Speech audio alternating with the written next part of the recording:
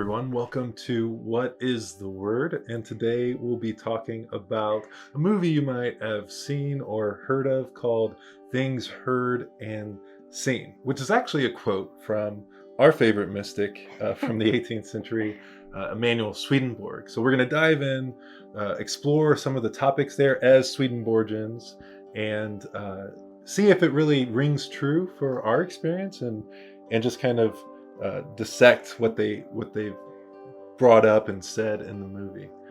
Yeah. So, Alyssa, how are you doing today? I am doing really well. I get to get my first COVID vaccine today, so Hey, congrats. I'm doing great. That's great.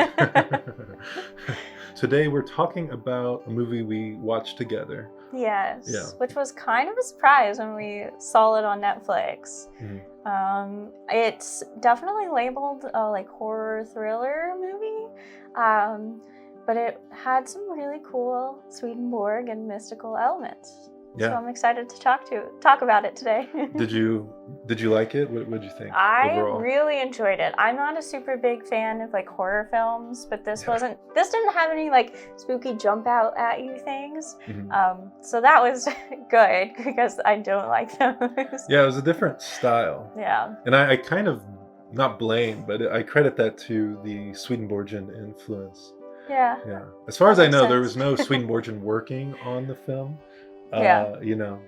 But they did look into videos on Oh, YouTube cool. about Swedenborgianism and things like that. So, yeah, maybe more movies should do that because it was more nuanced with its Yeah. ghost tale. Yeah, that's true.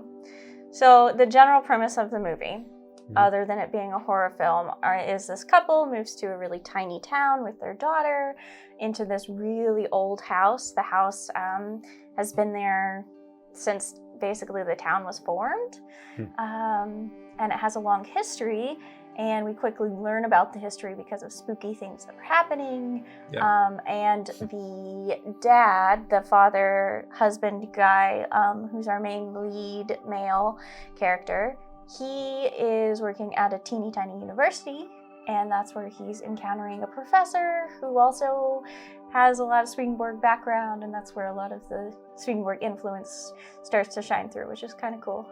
Yeah. And very on brand His for boss, Swedenborgians. the dean. Or is he a dean? I'm not sure. I think he's head of faculty or something. I know like him that. better as Dar Dahl from Homeland, which yes, the actor. it's quite a pleasure to see him talking about Swedenborg. Yeah. Yeah. But that character, the dad, the professor, he isn't a big fan of Swedenborg in particular, although he studied Swedenborg in Innes, right? Yeah. And in Innes. George Innes. How do you say his name? He seemed to be greatly influenced by Swedenborg in real life. They didn't make it up for the movie. And, that is true. yeah, and he's one of many artists who have been influenced by Swedenborg. Yeah, especially in that era where Innes, and especially in Innes's later works. There's a lot of, is it Impressionist style? I don't know if you can categorize them all in one style. No, because you have that's William true. Blake, who is a huge Swedenborgian fan. I love his stuff. In fact, he was on the roster of the first meeting of Swedenborgians that we know of in Britain. Mm-hmm. And so that's pretty cool. So William Blake, actually, we all know William Blake, those beautiful images of God and the devil and what have you. His artwork was saved due to Swedenborgians. That's so cool. Yeah, he wasn't very popular during his life. And now he's way more popular than Swedenborg himself. But Swedenborgians saved his materials, which is pretty cool. Yay. Yeah, and then William Keith, which we've seen some of his paintings in person. Yeah, we have. That's pretty cool. In the San Francisco Swedenborgian Church, they have some huge paintings on the sanctuary wall. Yeah. Oh, that church is iconic. Yeah. And then I'll just mention there's a lot of Williams influenced by Swedenborg. Yeah. Because I think we had William Keith, William Blake, and then there's the psychotherapist, but I won't go into that. But Hilma af Klint. Oh yeah, we just recently learned a lot more about her and her artwork. Mm-hmm. Yeah, and you found a really cool piece to showcase on the website for one of our Valentine's Day. Yes, that was perfect. Yeah. It's cool to learn more about her and her artwork. Yeah, she seemed, from what I've heard, she seemed like she was way ahead of her time with, I don't know if it was Impressionist or what it was, but her style, she was actually one of the first, if not the first. And she was largely influenced by Swedenborg and her spiritualist group. Yeah. So cool. Pretty cool. Yeah, and that we see a little bit of that art in the movie from William Keith, at least, and then it kind of ends with an artistic rendering. Yeah, from NS. Yeah. What do you think about Swedenborg influencing artists? Does it make sense to you? Oh, well, definitely. The cool thing about what I've grown to love about Swedenborg is he is a very descriptive, imaginative writer. His stuff lends itself to take into account correspondences and how he thinks about them, and then being utilized in art. And also sometimes as you read his stuff, it can get a little trippy, so for art to come out of it, makes sense. It makes total sense. Tell us about Correspondences. It's kind of mentioned in the movie. Yes. But they don't use the word. So they don't. Tell us about Correspondences, from what I understand, are ways in which, especially Swedenborg reads, especially the Bible, words and how they correlate to a deeper meaning. So like we talk about often, Swedenborg's understanding of what a male, female, husband, wife, how they read in the Bible and what their deeper meanings are about, like knowledge and goodness and love and those kinds of qualities. The correspondences speak to deeper meanings that Swedenborg noticed throughout the whole Bible. He noticed that like there's a consistency in how certain words are being used and understood, and the imagery that comes with it. Yeah, a lot of his idea of correspondences sit in the Bible, and the way they explored in the movie, it points to how everything physical, Swedenborg believed everything physical had correspondence in the spiritual world. Yeah. Yeah. Which is really cool for interpretation of a horror film, because if you're going to, like, this is a horror film in the fact that there's ghosts, and how the ghosts sort of interact in the representation of it, and what it means for the story, but also what it means for humans in life. Well, it's interesting because the ghosts correspond in a sense to what each character has in their heart. Like the ghosts that show up, there's one who protects the family, and that she's connected to the mom. Spoiler alert, you'll get plenty of spoilers in this talk. And then there's the evil one that connects with the father, and so there's that connection. And I think it's interesting, Swedenborg's idea of correspondences, because his visions of the afterlife pointed to how you're still in a body, you still have an environment in the spiritual world, and each of those elements corresponds to something physical, because an environment corresponds to an environment, but it has a deeper meaning in the spiritual world. So, if you happen to be in a horror show or horror movie in the afterlife, it's because you're centered on horrific things. And in his opinion, you wouldn't find it that scary because it's essentially an extension of you. You're near other people like yourself. Now, you may find yourself in situations you don't enjoy as much because other people are behaving like you would behave being a evil person. But, he says that famous line, you love your hell, or you are your hell. So it's interesting that they brought that into the movie. Yeah, I think it's actually a neat reflection too, because in the movie itself, we get these two extremes in a way of like a good, more like protective angelic spirit, and a spirit that is evil and destructive. But as you were saying, like, this is like, for those spirits, that's just who they were. That's their home in a way. And we see it as scary, especially the evil one, personally, when we're watching it, because, it is destructive. But for them, that was normal. They're the characters. They're the ones doing it. That too. Yeah, the character wants to Yeah. be destructive. So he's creating the horror. Yeah. And it is interesting too, because we get introduced in a unique way of this idea that there's a spirit present that isn't scary. Like, it's nerve-wracking because there's a ghost in your house, but it's one that's there to protect. It was scary at first, but kind of grew on them, grew on her. Yeah, which I sometimes do believe in ghosts. I'll say it. There's been enough spooky experiences from stories I've heard, and I'm like, I could see it being real, but sure.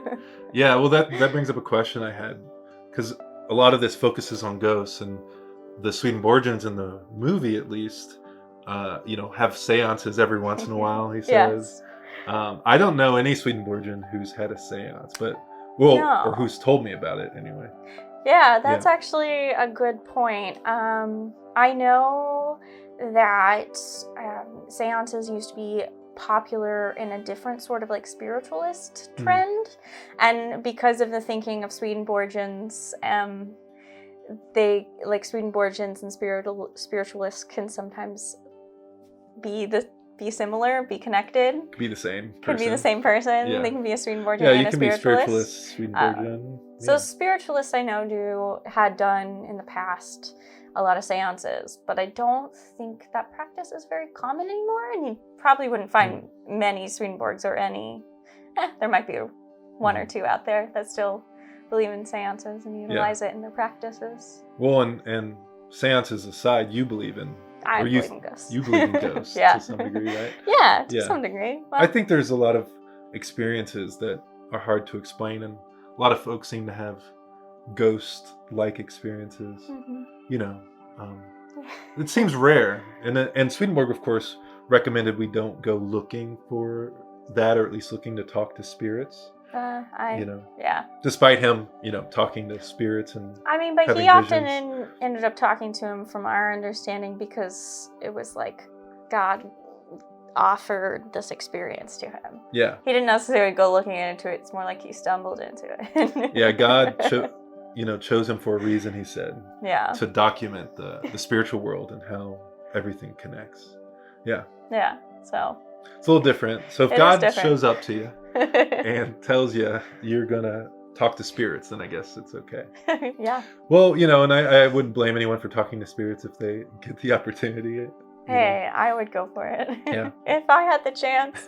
Totally. Okay, so ghosts, maybe. Yeah. But Swedenborgians definitely believe in spirits. So ghosts, I kind of distinguish them by, like, ghosts is like showing up at your house or something. Yeah. Spirits are more in the afterlife. Now, spirits are connected to us. So in a way they show up, we just don't see them. They're connected to our mind or affections. Well, that's the cool thing. We are bodies with souls in them, I guess. So we have to be connected to the spiritual world, and somehow. So we're the ghosts. Apparently. We're the ghosts. We just happen to have. Now we know. Yeah. But we have spiritual connections just existing. We just happen to be on this plane and not the spiritual realm. So yeah, it makes total sense that we have spiritual connections beyond us. I know lots of practices talk about ancestors, blood related or not, and I think that's a great way to remember. I haven't done a lot of ancestor work, but the little I have done, it empowers you to recognize your roots and that you don't stand alone, and that there's this whole deeper connection beyond me now. Amen to that. Yeah. And healthy, wonderful ones too. Yeah. And not just harmful ones. I know, especially with a lot of the work we typically do, we can often fall into the trap of seeing all the negativity that we've experienced through our history. And it is neat to also study and learn about and connect with the goodness and divinity, the loveliness of our histories and our spirits. Yeah, what do you mean our type of work? Because we both work in religion and social justice stuff, and we're passionate about being connected to the world and helping it grow. and Yeah. change. And if Sometimes you you're have to see the negative. yeah, if you're working Yeah. in social justice and working in spirituality and social justice, it can be easy sometimes to forget that there's also good. Yeah. Yeah, especially lately with all the chaos that's happening, because COVID brought up a lot. Yeah. Yeah, the pandemic brought to light a lot of problems in our society right now, and Do you sometimes forget that there's good in the world? I do. Really? Yes. Wow. I struggle with my mental health, as you know, but you all don't. I do struggle with my mental health and bouts of deep sadness, and having I do have a hard time sometimes recognizing that there is good in this world. But I am also really lucky because I have great community, great partners, and I have... Who else? What? Partners in life. Just kidding. I have a lovely family, so I get, even when I am having bad days, I have the Amen. honor of seeing the good and blessings, and you know, I've been working on my spiritual practices. I have started to incorporate, speaking of seances and fun things, more witchy practices into my spirituality, to help connect to God in different ways that seem more wholesome and connected for me. Oh. Yeah. Well, thank you for sharing that. Thank you for listening. Wow. Yeah, you have a lot of partners in life, and I'm sure in the midst of depression and other things, you can lose sight of that. Yeah. Even the good, all the blessings we have in our spirit and in the moment. But I really appreciate you opening up, and yeah. Yeah. And so the spiritual practices, they're helping? They are helping. So one thing that's cool about the movie is we do get to see sort of like a ritual happening around the seance, and like certain things that they do to like bring about this connection to the spiritual realm and the spirits living in the house. And I don't do seances, but I do similar things. Like I read tarot, and I love lighting candles, and like spending time in meditation and prayer. And lately, actually, one of the realest, coolest things that I've been working on lately is sigil work, sigil magic, as it might be called, and learning how to take prayers, intentions, and create a little piece of art that I can carry with me to remind me. Beautiful. Yeah, so when it comes to like witchcraft and my own spirituality, for me, it's a cool, wonderful reminder of the presence of God. And it's just more tangible for me. So when I am having hard days, I can have the sigil and hold on to it and remember God's there, or hold on to my rock, or read my tarot that day. And nice. So the sigils are from like a Wiccan practice, and or what? Well, you can use like old symbols from different practices, but I actually make my own sigils based on a couple of different methodologies. Nice. That have been fun and really helpful. Yeah. Yeah, it's pretty cool looking. Yeah, I had one written on my hand the other day that looked a little wild, but I loved it. Wow. Well, spiritual practices are so important. So we don't hold against these spiritualist Swedenborgians for having their seances, although, you know, it can be tough if you are delving into something as complex as the spiritual world. Yeah. And I think Swedenborg was probably right in recommending not really going for it. Yeah. Yeah. Because, I mean, you can get in over your head, I would say. Yeah. Yeah. Yeah. It's easy enough to do that in life, right? Yeah, which is what's cool about this movie, is it shows how, to a degree, like that getting in over your head and the possibility of negative spirits, energy also having influence in a life can impact. Yeah. Yeah. Yeah. So there's a few other things I wanted to cover from the movie. Well, I wanted to note that it's not the first movie that is deeply influenced by Swedenborg. And I know I'm forgetting Really? some, but there's one specific one that came to mind. Although they never use the name. Can you guess? I cannot guess. Okay. What Dreams May Come. Oh. Yeah, with Robin Williams. I haven't seen that in a long time. About the afterlife. Yeah. Oh, It makes sense. we should rewatch that. Funny enough, the imagery in that movie is kind of similar to some of these paintings. That makes sense. Yeah. So there's an interesting connection there. I know. Do you know of any other pop culture connection with Swedenborg? Not really. Not that I can think of. No. No. I always thought it would be cool to have an HBO show about Swedenborg. I think that. And not like, always praising Swedenborg, but like having a Swedenborg character at different ages. Because when he was young, I think he was kind of a hooligan sometimes. Not entirely. He was always studious and always did a lot of work. But, he was. But he was a dating young around gentleman. a little bit. And, He was also, for most of his life, not really into religion and very much just a science head. Science head. Yeah, he was very much into science.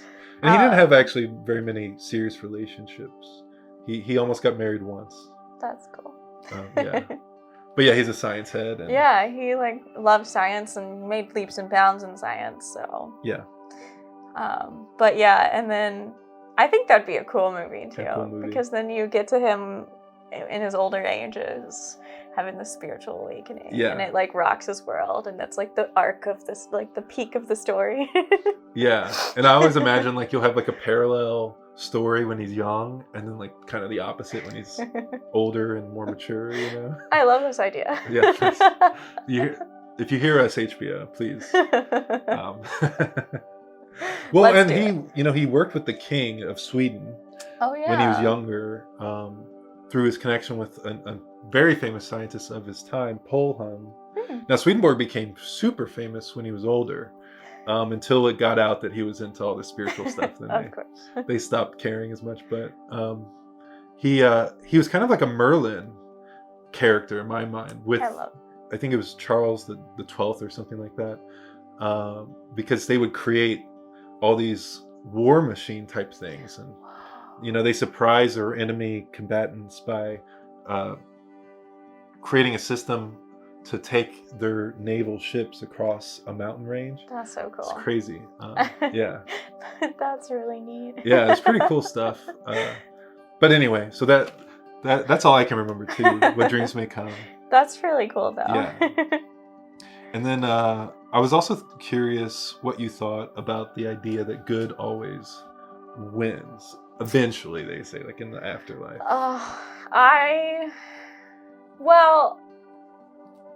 Yeah. Yeah. But, so here's my thing. I think God always wins. And if God is divinely good, then totally. Good always wins. Yeah. Well, especially because the reality is, from what Swedenborg explains, is heaven and hell is just the embodiment of people as they are in their spiritual life. And if heaven and hell is somehow the end goal, which I don't know if it is, if the afterlife is an end goal, then sure, because God still reigns over all of heaven and all of hell. He holds it, and I don't think in good and evil as much anymore because of Swedenborg. Bless him. Well, he tells us to shun evil. Yeah. So how do you disconnect evil with Swedenborg's teaching? I've started to realize it's not so black and white. That there are ways in which we grow and change that bring us closer to divinity and further from it. Yeah. And that's a gigantic journey to be on. Yeah.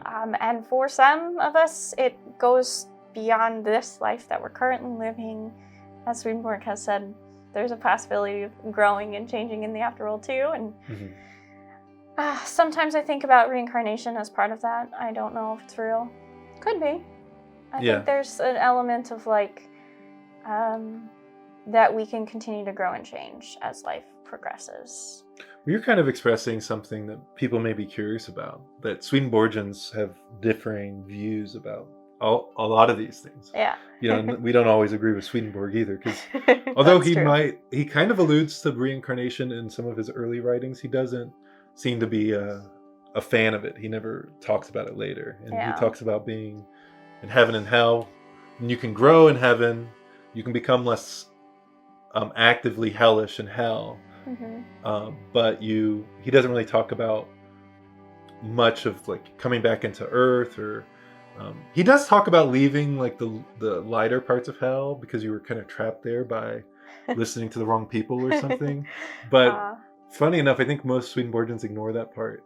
But yeah, but you have your own ideas around things, and I think some of what you talk about is more rooted in Swedenborgianism than we sometimes give credit for, and that's that journey that you talk about. Yeah, I think the journey is always the best part. But even in my own life, I noticed that love and goodness always seem to win out. Yeah. Providence always pokes up its head and makes me laugh. Providence always makes me laugh. Yeah. Yeah. Mostly because, Providence isn't everything. We always end up on, like, Providence takes us on our path. But it's little moments where Providence feels like it's playing with us. Like, you're thinking about a number and then all of a sudden you see the number, or those kind of goofy things. Or my favorite is one of us will say something and then the podcast that's on in the background literally says the exact same line. And that's strange how often that happens. I just giggle because it feels like Providence is playing. Yeah. Yeah. And making Providence. Us giggle. And so how do you... Swedenborg talks about Providence, and some people may have the idea that Providence means that God decides everything and chooses everything. But in a way, God does control everything, but there's a level of free will in creation. Yeah. So I wouldn't say that hell is the point of creation. You said, what's the point? Like heaven and hell or the afterlife. But hell is necessary for human free will because humans freely choose to be destructive, to misuse God's goodness for more hurtful, selfish purposes. Yeah. Well, and what's really cool is when we're trying to think about how do we work with Providence and free will. And I think it's kind of like being a parent. I currently work as a nanny, so I get to experience lots of parenting styles and working with kids. And some of my favorite parenting styles are the ones where they just like create a safe space for the kid to exist. They might get hurt, sure, because they'll fall and bump themselves, but they're not going to get really hurt. Yeah. And then you get to watch as they like figure it out and make their own choices. And they might not have been choices you would have made or choices that are necessarily great for the kid. Yeah. But they're the choice and they get to choose it. But you're there to make sure they stay safe. They're healthy still. and you may help them learn if they are receptive to it. Yeah, and can help guide them, which is what Providence, I think, does. It's a guide. Yeah. An encourager. I don't think God wants us to center so much on our selfishness and our separateness that we create hell for ourselves, because then we're centered on that hell, and that's a painful experience. Yeah. Just because we love our hell doesn't mean it doesn't hurt. That's true. I think we learn that in this life. We learn that in this life. And I think we get to learn it from our histories too. Not only our personal history, but how have the choices that our past has made. Yeah, hopefully. The past has made. Impacted us throughout life. It's something we're actually learning a lot about in therapy nowadays, how generational trauma actually impacts people, their bodies, how their fight and flight responses, like all the things, and how to grow and change from that. And, we carry trauma from our ancestors often, and also social trauma that's hard to say, well, this specific thing happened to me. Yeah. But it could just be how you see your, what you look like depicted in media and how they treat other people like you and other things like that. It just kind of ties in my mind. Exactly. Yeah. So, and I also think like God, I really like your I appreciate your description of holding space for kids and letting them make some of their own mistakes, but guiding and protecting them from being too hurt or anything like that, and trying to teach them through that. I think part of the reason God allows us our free will isn't just so that God can fill heaven, which Swedenborg did believe that's part of, that's the point of creation, is heaven, growing to infinity. Now that doesn't mean everyone's dead in heaven, because we can be connected to heaven in this life. So it's not necessarily about the afterlife. It's more about the heaven within each of us. That's kind of, that's neat. But it's interesting because God is the core of all of our spirits. So I think part of the reason God can allow for hell is that God is our awareness itself, deep at the core. Yeah. And so God is the one that that is sourcing us. If we really connected with ourselves, we reconnect with God. And so if you're in hell, that's God enduring the hell in you. Wow. Because that's your light of consciousness. And then everything else that's hellish, that's so caught up in what's passing and hurtful, because all hellish things are transient, because they're not rooted in the absolute. They're not really aware. It's unconscious. And so it makes sense that Swedenborg would say God looks at hell as nothing, even though God knows everything that goes on there. Looks at hell as nothing. Wow. So God's not worried about himself in each of us, and that's I think why we can go through hell. And God doesn't just end everything to avoid that. So cool. Anything else in the movie that struck your attention? I'm gonna look at my notes. I feel like we were kind of let down by the ending, and towards the end it seemed to fall apart. It did a little. It was very mystical. I kind of got the point of it. What do we do? It felt like, what do we do with this? Like the writers were saying. Yeah. How do we bring it all together? Bring it all together? How do we maybe get justice for those who got hurt in the process of all this? Yeah. Within the movie. I mean, they wrote the people who got hurt, so you think they'd have a return. I'm sure some people enjoy the ending, but yeah, I'm in the same boat as you. It was a little trippy. It was a little bit far-fetched for me. It would have been nice to just, I don't know. Yeah. It's beautiful though. Regardless, pretty, it was a gorgeous end moment. Call back to the paintings. Yes. Which is actually pretty cool, because the first time we see this painting in reference from Ennis, it is actually the first in a series. I think that it's maybe 3 or 4 of them. And so the last image we actually see is the last in the series, I think. Oh, cool. I might be wrong, but it's definitely in reference to a particular series that Ennis focused on about heaven and hell and the spiritual journey. Yeah. Which is really neat. Going into the afterlife. Yeah. Nice. And then that's actually one of the places where you start to see some of Swedenborg's correspondences show up, and ways in which you can really see Swedenborg's influences in it. Yeah. Yeah, which is so cool.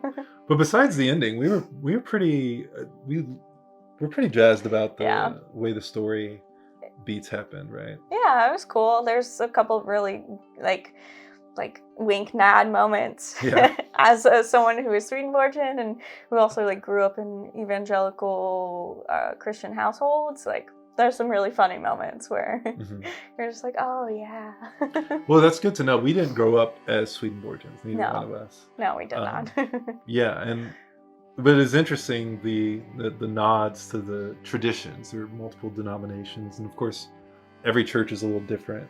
But I thought the influence, having the good spirit and the evil spirit, and then the less jump out, like you said, scares was nice. And so it just created more dynamism in the movie. There's a lot of movies that miss that. It's all about the jumping out of the closet and the horror. And so I thought that was really super well done, and even the acting and the boys being connected to the house and coming, staying connected. Oh, That whole yeah. dynamic was interesting.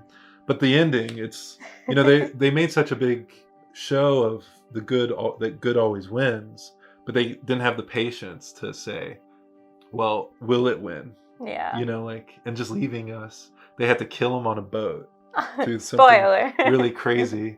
And they could have handled it differently. Like a lot of movies, they could have kept her alive and he could have been killed some other way. Yeah, who even knows? But maybe it's a nod to just the other thing in the movie that I think we feel less connected to, which is the spirits having a direct impact. And so being on a boat and then the ocean killing you in such a fantastic way, I think might have been that connection. Like, okay, now the spirits are going to kill you out here. That's kind of an interesting point. Yeah. Yeah. I know Swedenborg mentions that, like we talked about earlier, that there is sort of these spiritual connections, but it is interesting to have like it depicted in such a way that it seems like it's just a never-ending cycle. So for me, part of the like him dying on the boat instead of in this house that's haunted by lots of other spirits might be the end of a cycle, like the end of the cycles in general. End of the cycle, yeah. Yeah, so maybe it's about bringing an overall healing of that general space and house, and hopefully never happens again. Yeah, things seem to hurt. Part two. Cool connection. Yeah, that's just my general thought about it. Like maybe there's no longer. But their point is, you kind of bring the spirits that you're connected to. Although those spirits were in the house because there's like a cycle. You're right. There's a cycle going on. Yeah. But it takes another couple with similar attributes for the cycle to continue. That's the interesting part. And one thing we haven't actually mentioned is they do talk about like the spirits you're connected with. So an evil spirit won't interact with you in this, and I think in sort of the spiritual sense actually too, unless you are also leaning into the evil. So it is this sort of reminder that for us as people who are growing and continuing to work on our spiritual self, to lean into divinity and goodness. And invite the good spirits into our life. Lean into the divinity. Say hi to the ghost that, knocks on your door. What? Well, I think what's interesting about Swedenborg's idea of divinity is because it is the core of every individual, it really does involve, I think, turning towards divinity within, the peace within.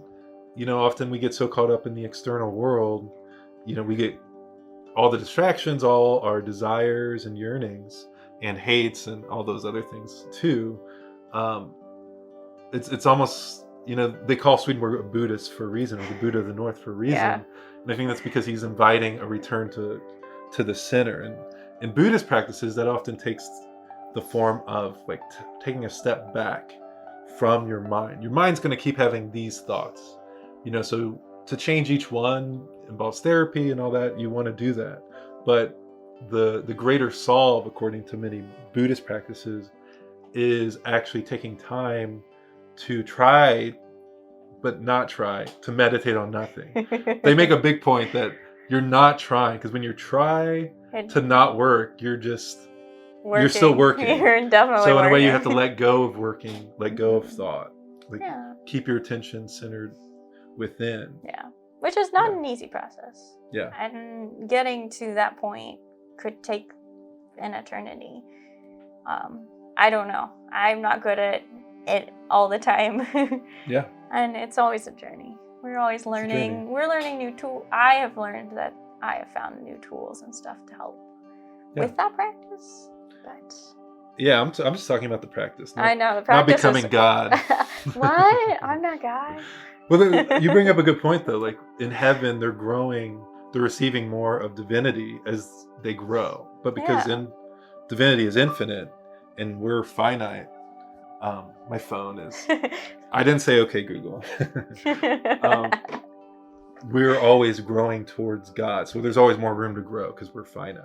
Yeah. So that it does take eternity. You're right. Yeah. But for me, it's always helpful to remember that there is this process that we are working towards that the Buddhists talk about, and is wonderful, but it's also a journey. Not every day is it going to be easy, or yeah, it's a tool to help with the journey. Exactly. That's how we would describe it.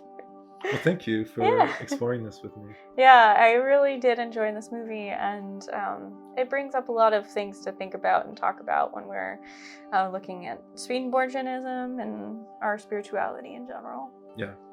Yeah. I agree. It's fun, and hopefully you can share some of your thoughts with us if you get a moment. Comment and share what you thought about the movie, things heard and seen, and what you think about spirits and seances and the afterlife. Thanks for connecting with us today. Yeah, thank you so much, everyone. I enjoyed talking. And yeah, me too. Yeah. And take care. Go forth knowing that you are quite loved. Bye. Bye.